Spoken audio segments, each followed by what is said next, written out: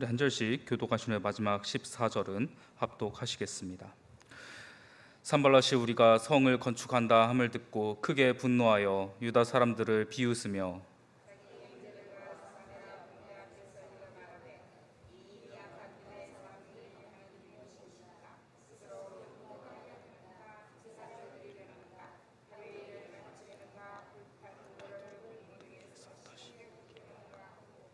암몬 사람 도비아는 곁에 있다가 이르되 그들이 건축하는 돌 성벽은 여우가 올라가도 곧 무너지리라 하더라.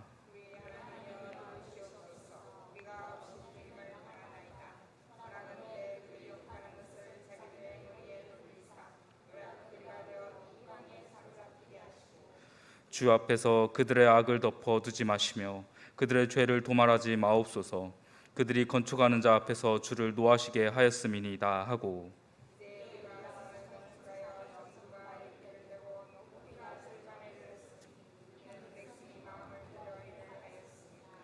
산발랏과 도비아와 아라비아 사람들과 암몬 사람들과 아스돗 사람들이 예루살렘 성이 중수되어 그 허물어진 틈이 메꾸어져 간다 함을 듣고 심히 분노하여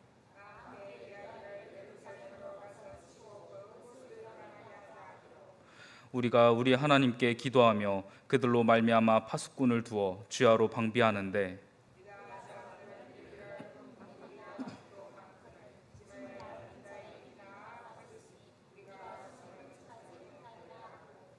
우리의 원수들은 이르기를 그들이 알지 못하고 보지 못하는 사이에 우리가 그들 가운데 달려 들어가서 살육하여 역사를 그치게 하리라 하고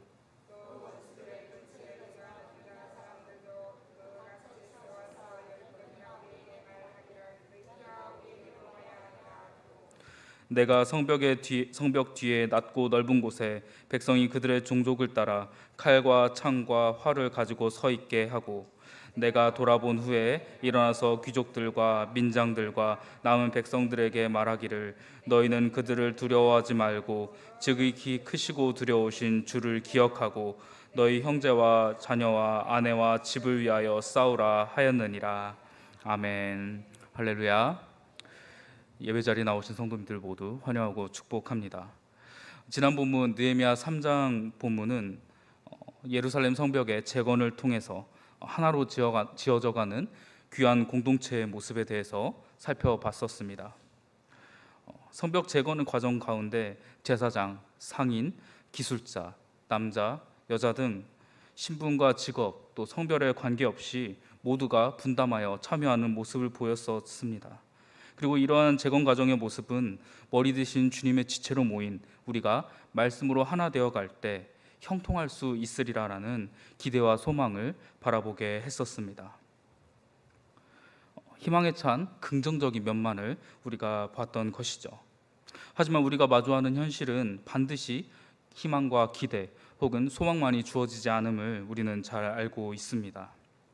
오늘 본문 느헤미야 4장은 지난 본문 느헤미야 3장에서 들려주지 않았던 이야기를 다루고 있습니다.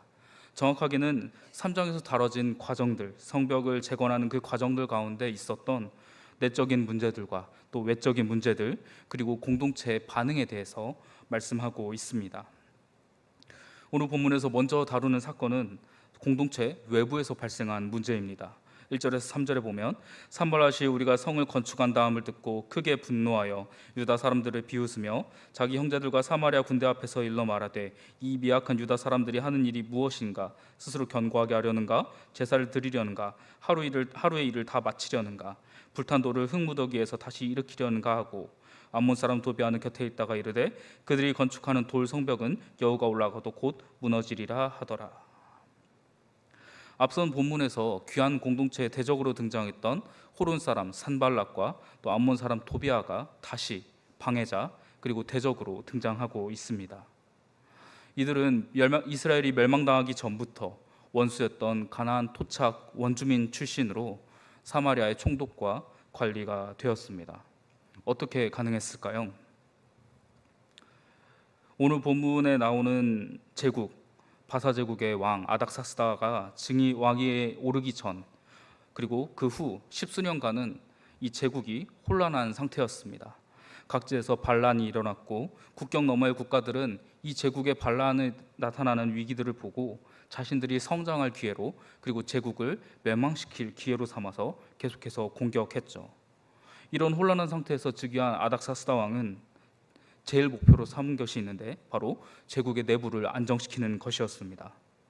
그리고 내부를 안정시키기 위한 정책 중 하나로 바벨론과 바사의 협도적이었던 이들 현지인 공동체 출신은 이 산발랏과 도비아를 사마리아의 총독과 관리로 임명한 것으로 추측해 볼 수 있습니다. 이렇듯 남유다가 멸망함으로써 또 예루살렘이 멸망당함으로써 유대인들이 많이 바벨론으로 끌려가게 되었고, 그 후로 시간이 지나면서 가나안 지역의 행정적인 권력을 잡게 된 토착 원주민 공동체는 바벨론에서 돌아온 이 이스라엘 민족들의 예루살렘 재건과 또 안착을 원하지 않았습니다. 바사 제국의 입장에서는 당연히 예루살렘 성의 재건을 바랬습니다. 왜일까요? 사마리아 성과 재건된 예루살렘 성, 이 두 성이 그 지역에 이렇게 잘 존재한다면 혹시라도 모를 이집트의 침입을 막거나 또 지연시킬 수 있는 중요한 위치였고, 반대로 제국이 안정화되고 나서 이집트를 공격해야 될 때 군사들이 이동하고 보급을 받을 수 있는 중요한 거점이 되기 때문이었습니다. 반면에 사마리아 성을 중심으로 모여 있는 가나안 원주민 공동체는 예루살렘 성의 재건을 바라지 않았습니다. 첫째는 오랜 원수인 이스라엘 민족이 다시 근처에서 힘을 기르는 것을 보기 싫었기 때문이죠. 또 둘째는 혹시나 재건된 예루살렘 성이 융성하게 되면 가나안 지역의 확고한 중심지로 자리매김되어 있는 이 사마리아의 지위가 무너질까 염려했기 때문입니다. 그럼에도 불구하고 산발랏과 도비아로 대표되는 이 대적들이 선택할 수 있는 방법은 굉장히 한정되었습니다. 그 이유는 느헤미야 성경의 도입부에서 한번 다뤘었는데요. 1장과 2장에서 살펴봤듯이 바사 제국의 왕 아닥사스다가 느헤미야에게 두 가지 명령서를 내줬기 때문입니다. 첫째는 예루살렘 성의 재건을 허락하는 것이었고, 둘째는 사마리아와 주변 지역의 총독으로 하여금 예루살렘 성의 재건에 사용될 물자를 지원하라는 것이었습니다. 즉 명령서에 따라서 예루살렘 성의 재건을 돕지는 못할 망정 이전 1, 2차 귀환 공동체에게 했던 것처럼 방해를 하지는 못하게 된 것이죠.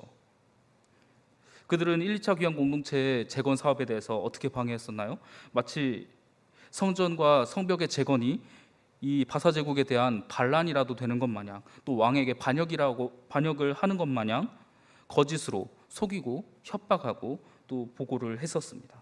그렇게 함으로써 그들의 역사를 막았었죠. 하지만 이 방법이 사용하지 못하게 되었다는 것입니다. 그래서 대적들의 공동체가 선택한 첫 번째 방법은 바로 1절에서 3절 사이에 기록되어 있죠. 분노하고 조롱하고 저주하는 것입니다. 이런 조롱과 위협에 대해서 느헤미야는 먼저 기도로 반응하고 있습니다. 4절에서 5절에 우리 하나님이여 들으시옵소서, 우리가 이 업신여김을 당하나이다. 원하건대 그들이 욕하는 것을 자기들의 머리에 돌리사 노략거리가 되어 이방에 사로잡히게 하시고 주 앞에서 그들의 악을 덮어주지 마시며 그들의 죄를 도말하지 마옵소서. 그들이 건축하는 자 앞에서 주를 노하시게 하였음이다 하고, 느헤미야의 기도는 원수에 대하여 여호와 하나님의 도우심과 또 구원하심을 구하는 내용으로 이루어져 있습니다. 머리에 돌리사 또 노략거리가 되어 이방에 사로잡히게 하시고와 같은 표현은 대적들에게 아주 잔악한 보복을 이루기를 원하는 의도가 아닌가 하는 그런 생각이 들게 하는데요. 하지만 느헤미야의 기도는, 그의 기도의 의도는 그러한 것이 아니었습니다. 5절 하반절에 정확하게 나와 있는데 그들이 건축하는 자 앞에서 주를 노하시게 하였음이니이다. 분명 산발랏과 도비아 그리고 사마리아에 있는 토착민들의 공동체가 비웃은 것은 표면적으로는 느헤미야와 귀한 공동체였습니다. 그것이 어떻게 주를 노하시게 하는 키워드가 된 걸까요? 하나님께서 느헤미야와 귀한 공동체를 부르시고 자신의 백성 삼으시고 그곳에서 새 역사를 이루어 가시겠다고 선포하셨기 때문에, 또한 그렇게 이루어 가시고 계시기 때문에 그들의 비방과 진정이 진정으로 향하게 되는 대상은 그들이 욕한, 그들이 조롱한 느헤미야와 귀한 공동체가 아니라 그 뒤에서 역사하시는 하나님이었던 것입니다. 즉 느헤미야는 하나님을 조롱하고 욕되게 한 대적들을 향하여서 하나님의 정의가 실현되기를 위해서 기도한 것입니다. 기도를 마친 느헤미야의 두 번째 반응은 귀한 공동체와 함께 공사를 하는 것이었습니다. 사실 저희 입장에서는 조금 이해가 안 될 수도 있습니다. 욕하고 조롱하고 화내면서 방해를 했는데 그냥 무시하고 일을 한다고요? 그런데 이들의 반응은 타당한 이유가 있습니다. 재건 공사를 시작할 때 느헤미야는 이미 하나님의 도우심으로 명령을 받아서, 왕의 명령을 받아서 이 공사를 시작하게 되었음을 귀한 공동체에 선포를 했었습니다. 그리고 그에 대해서 확신을 가지고 함께 일하기로 한 이 귀한 공동체는 당연히 성벽의 재건을 향한 하나님의 도우심이 있으리라는 확신이 있었고 대적들의 비방과 저주에 굳이 흔들릴 필요가 없었던 것이죠. 우리의 신앙의 여정에서도 마찬가지로 동일합니다. 주님의 사랑으로 죄악 가운데 무너져 있던 우리의 삶은 빛으로 비춰졌고 또 다시 여정을 쌓아갈 기회를 얻었습니다. 하지만 그럼에도 사탄은 계속해서 우리를 몰아세웁니다. 죄의 유혹으로 넘어지게 하고 넘어뜨리려고 하고 상황과 환경을 통해서 주님의 빛을 보지 못하도록, 주님의 인도하심을 듣지 못하도록 눈과 귀를 가리려고 합니다. 오늘 느헤미야와 귀한 공동체처럼 주님의 도우심과 인도하심을 간구함으로 이겨낼 수 있기를 바랍니다. 기도하여 주님께 아뢰므로 우리를 교회로 세우신, 또 하나님 나라의 상속자로 세우신 주님의 말씀을 확신하며 신뢰함으로 흔들림 없이 신앙의 여정을 나아가는 모든 동광의 성도님들이 되시기를 주님의 이름으로 소망합니다. 본문으로 돌아와서 조롱과 위협이 아무런 방해가 되지 못했음을 알게 된 이 대적들은 다시 재건 사업을 방해할 계획을 세웠습니다. 이번에는 보다 위협을 강수하기로 작정을 했죠. 사람들을 모아서 재건 중인 예루살렘을 공격해서 이 사람들을 죽이고 방해하기로 한 것입니다.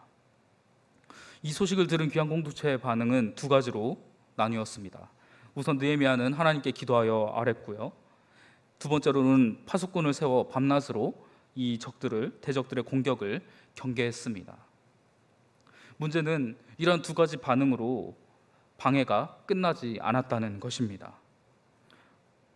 예루살렘 성벽을 재건 중인 귀한 공동체에게 이 외적들의 방해뿐만이 아니라 또한 새로운 방해가 닥쳐온 것입니다. 먼저는 내적인 불만이 터졌습니다. 하루 종일 벽을 재건한 일만 해도 갈 길이 먼데 일부는 나눠서 올지 안 올지 모르는 대적들의 공격을 경계해야 했고, 또 다른 일부는 계속해서 일을 해야 하는데 당연히 무리가 반절로 쪼개졌기 때문에 일의 어려움이 가중되고 속도도 느려진 것입니다. 뿐만 아니었습니다. 대적들은 예루살렘 성만 직접적으로 노린 게 아니었습니다.